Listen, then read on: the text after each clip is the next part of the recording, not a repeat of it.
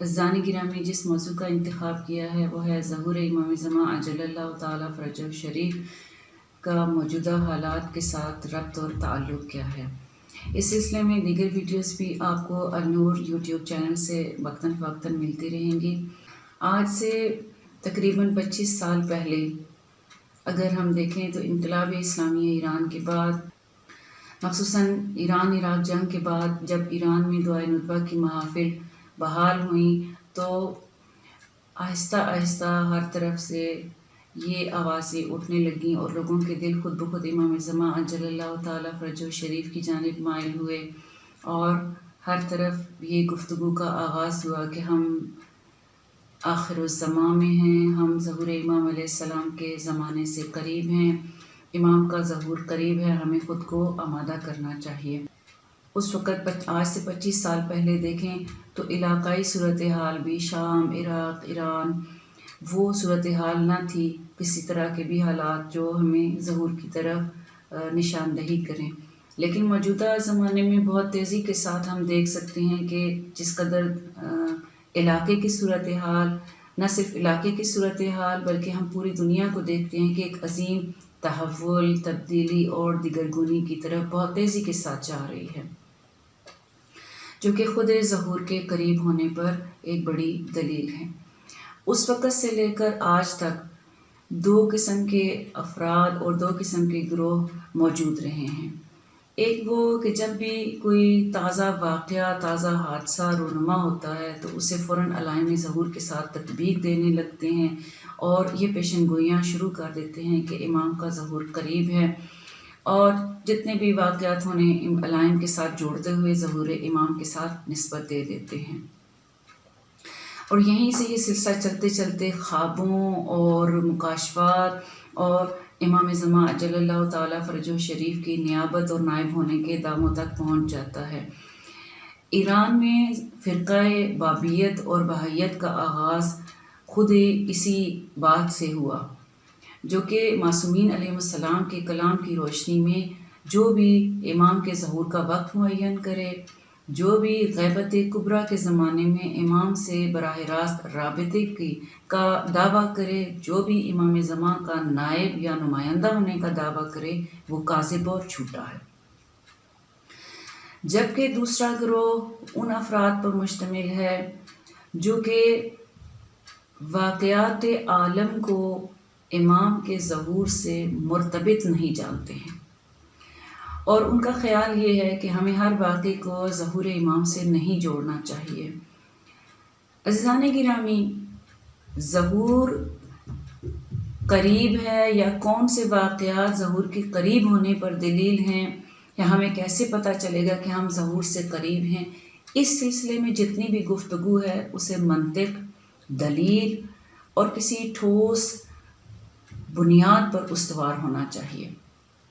बिला दलील, बिला मंतिक इनकार जहाँ जितना गलत है उसी कदर बिला दलील और बिला मंतिक और बिला जवाज़ किसी बात के लिए इस बात भी दुरुस्त रवैया नहीं है। लिहाजा इस सिलसिले में ना ही तुंद रवी एक दुरुस्त रवैया है और ना ही कुंद रवी एक दुरुस्त रवैया है। अगर हम इमाम अलैहिस्सलाम के ज़हूर के निस्बत मंतकी, आक़िलाना और एक ठोस बुनियाद पर जवाज़ पर गुफ्तगू करें तो हाँ, इस वक्त दुनिया के हालात आहिस्तगी के साथ नहीं बल्कि बड़ी तेज़ी के साथ ज़हूर के करीब होने पर दलील हैं और ज़हूर की जानिब बढ़ रहे हैं। हम बहुत वाज़े तौर पर देख सकते हैं कि पूरी दुनिया एक अज़ीम तहव्वुल और दिगरगुनी का शिकार है। बड़ी ताकतों का सहर टूट रहा है। पूरी दुनिया में जो मज़लूम हैं वो अपने हक़ के लिए क़याम कर रहे हैं। मुक़ावमत की तहरीकें हर गोशा किनार से उठ रही हैं। लिहाजा अगर हम दुरुस्त गुफ्तगू करना चाहें इस मौजू पर, उसे मंतकी और दलील व इस्तिदलाल के साथ होना चाहिए। इस सिलसिले में गुफ्तगू करने के लिए हमें सबसे ज़्यादा जिस बात पर तवज्जो देना चाहिए कि जहान बशरियत बेज़ाब्ता और बेकानून नहीं है, एक शुतर बेमहार के तौर पर नहीं है। इस कायनात पर, इस जहान बशरियत पर, इस दुनिया जिसमें इंसान ज़िंदगी गुजार रहा है, खुदा की सुन्नतें اور قاعدے اور ضابطے حاکم ہیں۔ لہٰذا سب سے بہتر یہی ہوگا کہ ہم سنن الہیہ، قواعد الہیہ کی روشنی میں اس بات کا جائزہ لیں کہ آیا ظہور قریب ہے یا ظہور قریب نہیں ہے۔ خدا کی سنتوں میں سے ہے کہ جب کوئی خدا کی مدد کے لیے، خدا کے دین کی مدد کے لیے خدا کی خاطر قیام کرتا ہے تو خدا بھی اپنی مدد اس تک پہنچاتا ہے۔ ان تنصروا اللہ ینصرکم ویثبت اقدامکم۔ اس اعتبار سے مظلومان عالم جو خدا کی خاطر قیام کرتے ہیں، خدا کی تائید و نصرت ان کے لیے مہیا ہوتی ہے۔ جبکہ اس میں کوئی دو رائے نہیں، ہم نے پوری تاریخ میں اگر دیکھیں اور اپنی نزدیک کی تاریخ میں دیکھیں تو ہم بآسانی اس بات کا مشاہدہ کر سکتے ہیں کہ خدا کی نصرت اور تائید ہمیشہ مومنین کے شامل حال رہے۔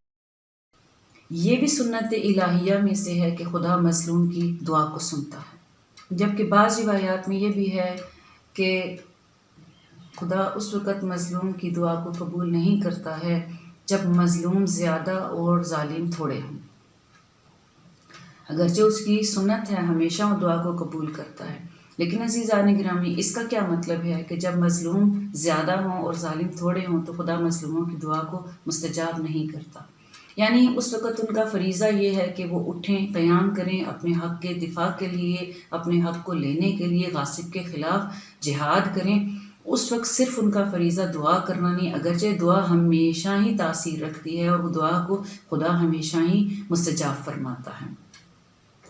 اس اعتبار سے موجودہ حالات میں کون سے ایسے منطقی اور استدلال موجود ہے، منطقی استدلال موجود ہے، عاقلانہ استدلال موجود ہے جو ہمیں امیدوار کرتا ہے کہ ہم ظہور کو قریب جانیں۔ خدا کی حاکم سنتوں میں سے ایک سنت یہ ہے کہ ظلم اور ظالم کے لیے دوام نہیں ہے، ظالم ہمیشہ نہیں رہے گا۔ یہ بات روایات میں بکثرت ہے کہ جب ظلم اپنی انتہا کو پہنچے گا تو وہی اس کے شکست اور اضمحلال کا وقت ہے۔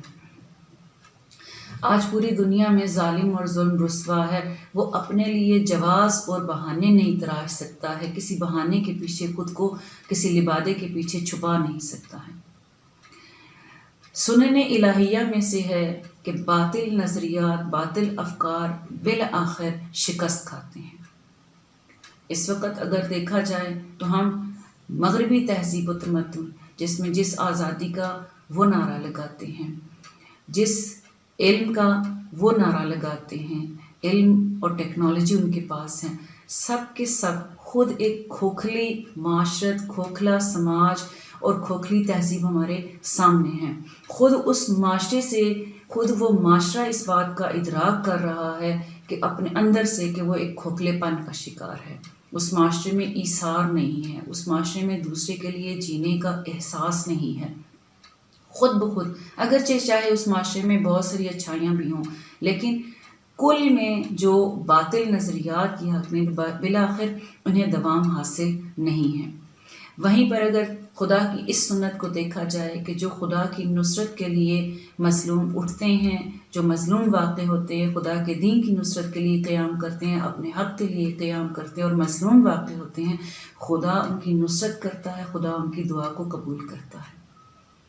شام کے لوگوں نے کتنی جد و جہد کی، عراق کے لوگ کتنے مظلوم ہیں، کتنی جد و جہد انہوں نے صدام کے مظالم سے لے کر امریکہ کی جنگ اور آج تک۔ یمن کے لوگ 2015 سے کس ظلم و ستم کو صبر کے ساتھ، استقامت کے ساتھ سہ رہے ہیں اور دشمن کے ساتھ مقابلہ بھی کر رہے ہیں۔ نائجیریا کے مسلمان کس قدر انہوں نے زحمات اٹھائی ہیں، کتنی قربانیاں دی ہیں۔ کیا ان مظلوموں کی دعا اس کائنات پر کوئی اثرات مترتب نہیں کرتی؟ کیا خدا ان کی دعاؤں کو نہیں سنے گا؟ یہ سنت الہیہ ہے۔ بس اس اعتبار سے ہم یہ سمجھیں کہ خود منطق اور دلیل اور جتنے بھی بس منطقی اعتبار سے اگر جائزہ لیا جائے، عاقلانہ اعتبار سے جائزہ لیا جائے تو ظہور قریب ہے۔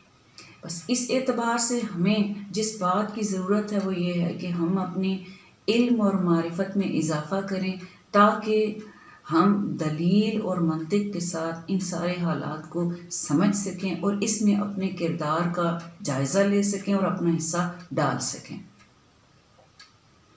پروردگار سے دعا ہے کہ ہمیں اگر شوق ظہور عطا کیا ہے، شوق دیدار عطا کیا ہے، پروردگار ہمیں اس قابل بھی بنائے اور ہمیں اپنی ذمہ داریوں سے آگاہ فرمائے۔